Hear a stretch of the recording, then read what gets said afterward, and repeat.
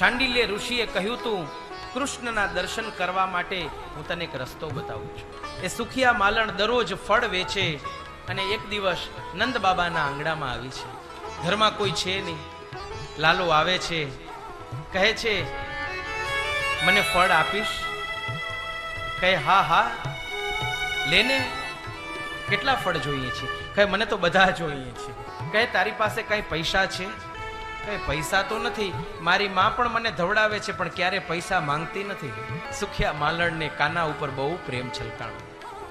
લાલો આવીને સુખિયા માલણના ખોરામાં બેસી ગયો. સુખિયા માલણ એને પ્રેમ કરવા લાગી.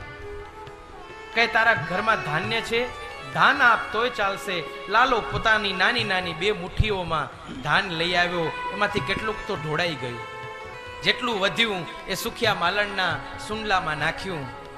સુખિયા માલણ સંતોષ માની અને પોતાના ઘરે જઈને જુએ છે તો એ સુંડલામાં ધાન નહીં પણ હીરા મોતી ને માણેક છે. કોઈનો ભાર ન રાખે મુરારી, એ તો આપે વ્યાજ સહિત વાળી.